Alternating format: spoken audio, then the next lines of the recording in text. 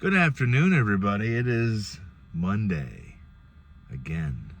As late June into July, as 26 keeps just flying by. Before we know it, it'll be cold, it'll be snowy, and we'll all be hating that, even though we haven't even gotten to the heat yet. I'm Dan Buffa. I am your host, and I'm not going anywhere. Just when you get into your truck, being an Uber driver, being a traveler around the city, you immediately put on your truck your seatbelt, just because you never know. Somebody could smash into me. A spaceship could fall out of the sky and bump into my truck.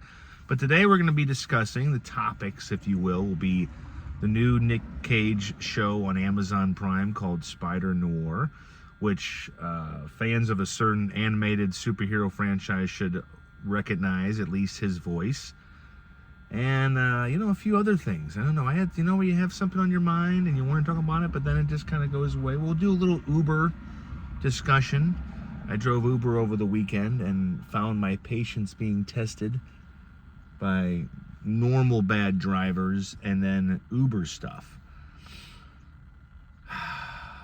Not going to be a lot of Cardinal talk. I wrote a Jordan Walker article. It was kind of good to get back in the baseball writer seat yesterday or Saturday and write that article. The young 24-year-old is having a heck of a season, and I didn't even think as I was writing it that he's 20 years younger than me. The star, the young stud of the Cardinals is that young. 20 years he has to catch up to me, and hopefully by the time he gets there, I'll be 64. Damn, that's old. It's not like old. I mean, Stallone and Arnold were still jumping off scaffolding, playing good guys when they're in their 60s. So I guess I'll be okay. But yeah, it's just a few other random things. TV shows I'm watching. I could wax poetically about Dunton Ranch. They had another good episode on Friday night.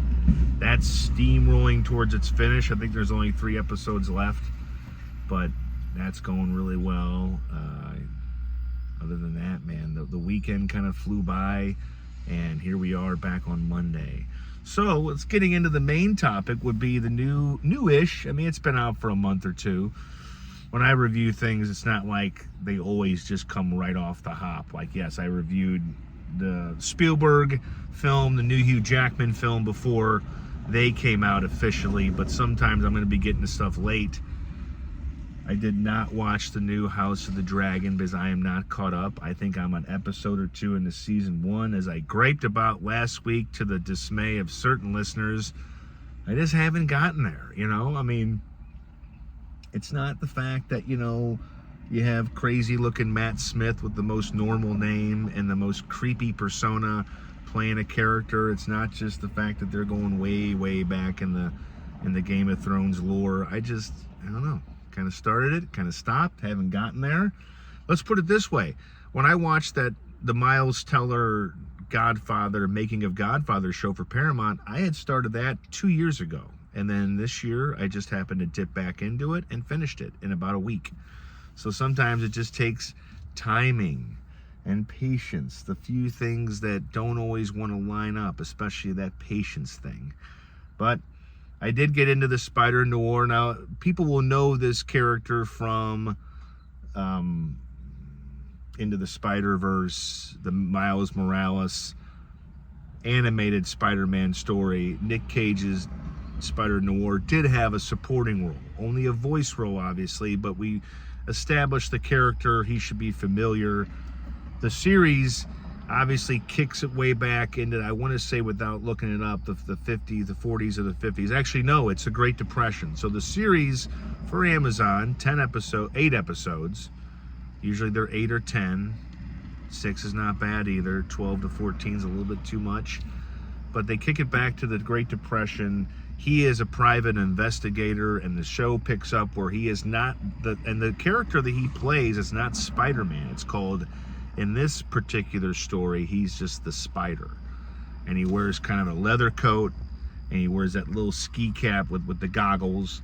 That's essentially his same outfit in the show, but he's put that mask and the outfit away. He is now just a private investigator. Nic Cage playing by, his character's name's Ben Reilly. The town in this show is kind of dominated by a character called Silvermane, who is played by Brendan Gleeson, who's just essentially the gangster mafia heavy who controls everything in the city. And Spider-Noir gave him a hard time. I mean, Spider gave him a hard time, then he hung it up, and now he's just an investigator. But a series of events makes him put the outfit back on. And the show is carried by Nic Cage. I mean, he gets to kind of do, I want to say, a lot of Nic Cage stuff. The expressions, the wacky humor, and then he can dig emotionally, dramatically into the character. He can do it all. I mean, he's been doing it since I was a kid. I was describing him to my son yesterday, who just knows him from National Treasure and that little voice work in the Miles Morales story. He's a multiple Oscar winner. He's been the star of action films, of comedies, even romantic movies. And these days, when he's not playing some kind of unique character, he plays another one. And he can take a regular character and add a little more, add some touches of Nic Cage to it. So if you like him, you're going to like the show. If you like a different, I wouldn't say grounded, because they still have, the web slinging, and obviously not Nic Cage or a stunt double flying around and doing that stuff, but it's minimal to where it is a more grounded take on Spider-Man. So 8 episodes, they're all available. I'm 5 episodes in of the 8. It's kind of a show where monsters, as far as superhero monsters and gifted people, are not really as around, obviously, in the 1930s as they are in stories that take place today. So it's got that old school detective noir kind of feel to it. It really does uphold that idea. And so if you like that, and the show does give you an option to watch it in color, or you can watch it in black and white. Now, if it's a noir kind of show, that kind of time period, I'm watching it in black and white, and it does add a little bit extra to it. So, again, led by Nic Cage. Brendan Gleeson is a heck of an actor. He gets to use his accent, his old native tongue, playing kind of a gangster that controls things in the city, thinks he has control, and maybe he does not. Especially with the thorn in his side, the Spider, putting on the suit again and fighting the good fight. But it's got that old detective stuff to it, the little subplots. Nic Cage's character struggles with having to be this guy again. He wants to just kind of be a regular civilian and takes cases and drinks his alcohol and goes home to his demons and everything that he's done, but now he has to kind of get it all out again and try to stop this guy that is clearly terrorizing the city in multiple ways. Jack Huston, who is kind of, if you would know him from the guy who was disfigured in Boardwalk Empire, he's in his show as well. He's kind of been doing some movies and shows over the last 10 years. He's got a role in it. As far as people that you may know, there's other actors that if you watch enough shows and movies, you're going to be like, that guy, But Nic Cage, Brendan Gleeson are the two names that you're really going to know, and they're both terrific, and the show is kind of fun. It's not great to where I'm just like, again, stop watching this podcast, get to your damn television and turn it on. It's not like that, but it is an entertaining show. For people that like Nic Cage, that like the Spider-Man, the Spider in this case, the character that he gave us a little bit of in the Adventures of Miles Morales, Into the Spider-Verse, Across the Spider-Verse. The next one's going to be called Jumping Over the Spider-Verse. I don't know. But I was kind of intrigued by that when I heard Nic Cage's voice in that character in that animated film. So I was like, now that we're getting a live action, it's like, okay, this is fun. So I'm game for it. But that is on. Everything, it's all available. Sometimes Amazon Prime, they will stagger it. They'll release Reacher episodes slowly, Marvelous Miss Maisel. But for shows like this, they'll most likely just dump the whole 8. Or maybe they did like 2 and 2 and 2 and 2 and just said that. Because they won't, they know people want it. They know people aren't going to be like, I got to wait another week. What's he going to do? Sling another web? But a lot of Spidey stuff happening. Of course, the Tom Holland movie with John Bernthal and his the latest Spider-Man characters is coming out next month. It should be good. If there's enough Bernthal and Holland in there, I think you'll be fine. But this one's kind of a nice little twist on it. It's more old school, it's more grounded, and it's got a lot of Nic Cage. In one scene, he walks into his office and just after a night of drinking with the main bad guy, Silvermane, that's, you know, you keep your enemies close and your friends further away in this case. So he's trying to get close to the bad guy, but he comes in wasted, and he's just like, sits in his chair and goes, and Nic Cage, I need bread, eggs, cheese, and bacon, and then I will think. And so it's got a sense of humor, because these shows, they can't be too serious. You can't be like, look, I am a Cavill Superman fan, but Man of Steel was so serious. I mean, maybe it had to be. But that's one of the superhero shows or movies where I just go, man, they were really serious. Now, all shows, movies don't have to be like that. And this show is not. Yes, there's action, there's stakes, there's people potentially in harm and peril. Yeah, they're stuck in a vat of sparkling water. But there's people in danger, there's people that could die, but then there's also a good undercurrent of humor. And so, yeah, I recommend it. I don't know how much. I don't know if I just tell you, watch it now. But when you're done with the dragons and the houses on HBO, turn it to Prime, watch that show. But I also drove Uber over the weekend.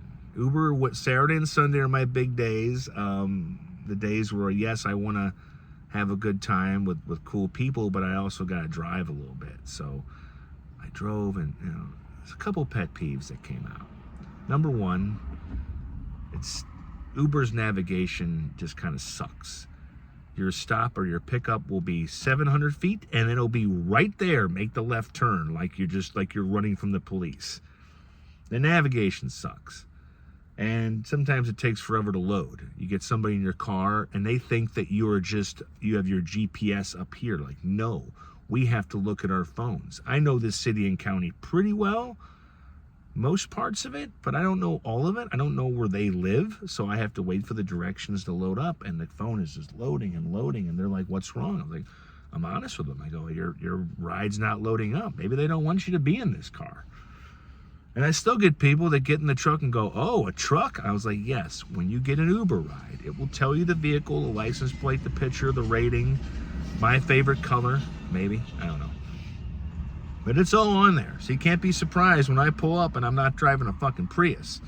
So, this is pet peeves. And the people that sit right here behind me and don't do anything, they sit there. They don't stare.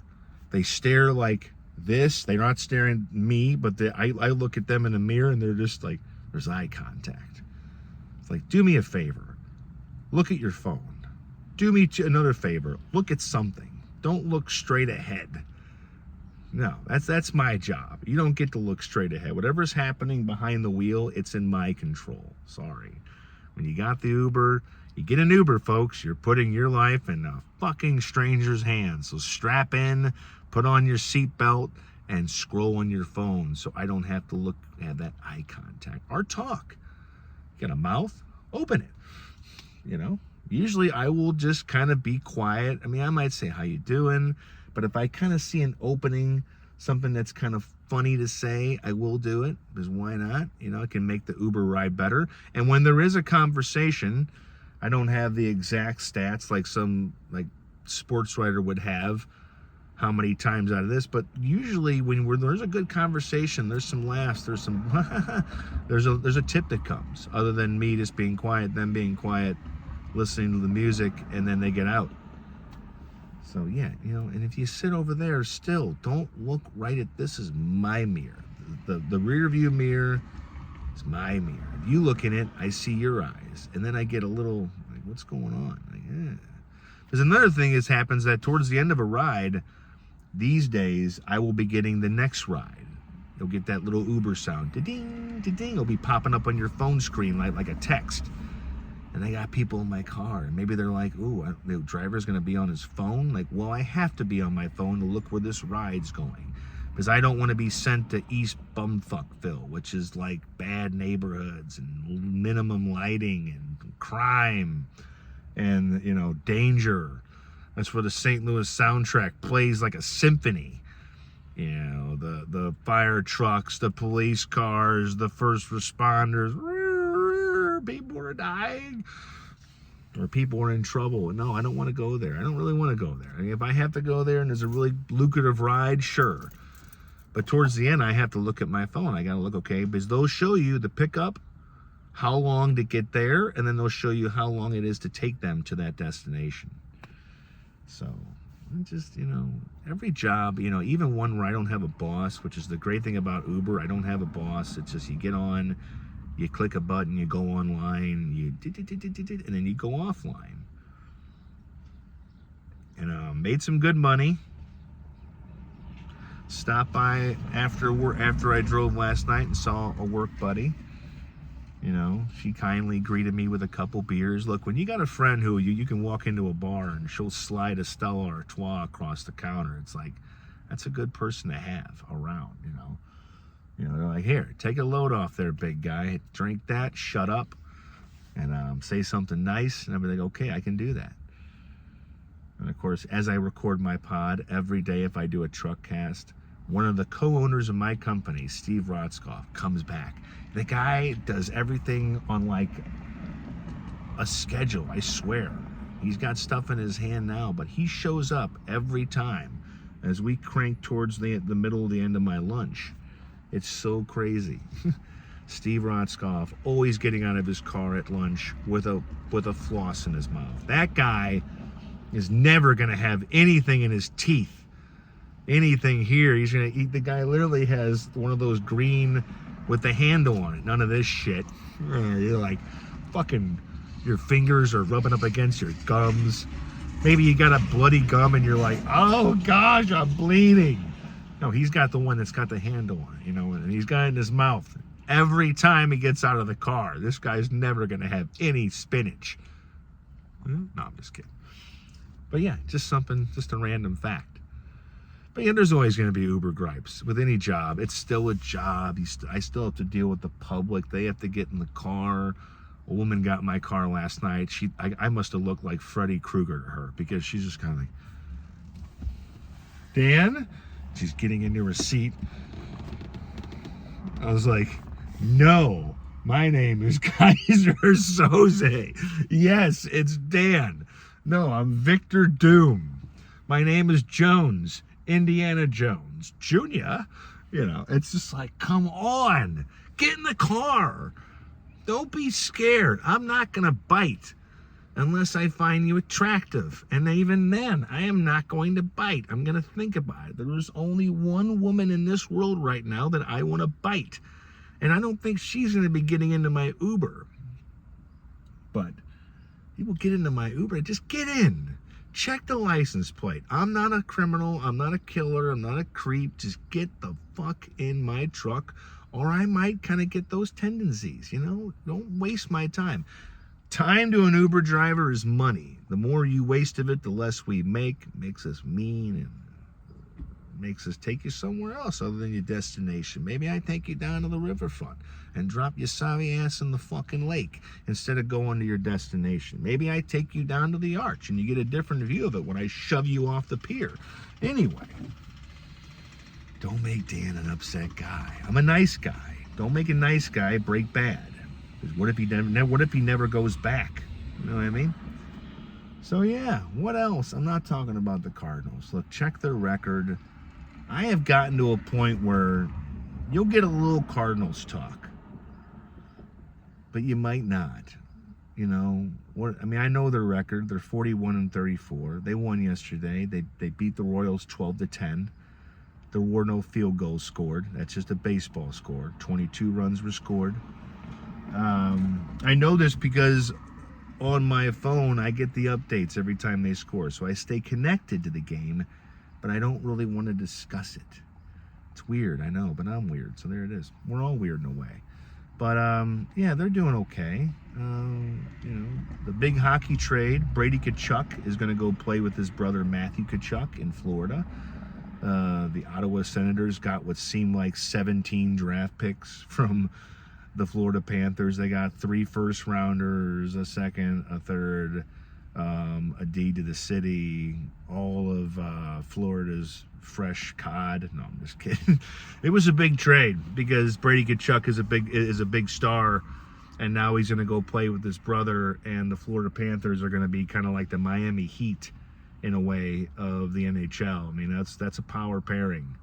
Keith Tkachuk, the former St. Louis Blue, and their dad has to just be tickled, man. Because if they're not going to come play for St. Louis, they get to play for the same team. But how about their mom? Their mom doesn't have to root against them. Like, when the Senators play the Panthers, they had to be like, go Brady, don't hurt Matthew. Go Matthew, don't hurt Brady. Now they're both playing for the same team. There you go, Mom. Take a load off. You got 2 premium in the prime of their damn lives. Matthew's already got 2 Stanley Cups. He might win a couple more. Brady will get one. Anybody messes with Brady, anybody messes with Matthew, big old Brady Tkachuk will kill him. But yeah, big hockey trade. No baseball talk. Movie talk. I already kind of discussed the death of Robin Hood. I think it is what it is. When people discuss the viability of seeing it. Look, it's not your normal Robin Hood movie. It's dark. It's got a little bit of humor, but not a lot. It's really dark and grim and depressing. That's what they wanted to make. A24 makes it. The director of Pig makes it. There's going to be some heart and soul. But I do like, if you go see it, I can't discuss it, but I do like the way they end it. I like the title and how that plays obviously into the end of the movie. The name of the movie is The Death of Robin Hood, people. It ain't a spoiler. I mean, read the fucking title. I mean, you spoiled it. It's in the title. But how does he go? That's the whole idea of the movie. Is he going to go in battle, or is he going to go quietly? What is a good death to Robin Hood? That's one of the biggest hooks of the movie, is that he thinks that he has to die in battle in order for his legend, his name to be, rightfully so in that lore, is to go down in battle. Maybe not, Robin. With a name like Robin, maybe you shouldn't be fighting when you die. You should be just chilling. Or do you want to go out and get killed? And then that's the way you go out. So that's that's one of the crutches of the movie. You got to find it and watch it to figure it out what happens. But it's just not what people think. It's not Logan. It's got Logan-esque qualities to it, but this is not a happy Robin Hood movie. You're going to be like, oh my gosh, I want to be Robin Hood. You don't want to be this Robin Hood unless you have a death wish and a need to live alone for the rest of your life. But yeah, that's out. Go see it. There's other stuff coming out. We'll review that then. But for now, that's all I got. It's time to get back and drill some more holes in the pipe, because certain customers like things specified. They want it to 75 inches instead of the normal length. They want holes in it. Next time we're going to do a smiley face in the pipe, a little emoji, so the plumbers can be happy. We'll see. But thanks for watching. Thanks for listening. I got a great comment from a lovely lady called Jaden on these videos. I never know what people think of them, so the fact that people do like them, it makes me feel good. It makes me want to do them more. Because if you like this face rambling about meaningless things, then I'll keep doing it. If you don't, there might be less. Who knows? Nobody knows what's going to happen tomorrow. I don't even know what's going to happen in an hour, but I'm going to be standing up doing something. So be good. This is Dan Buffa heading back to work sometime soon. All right. Be good.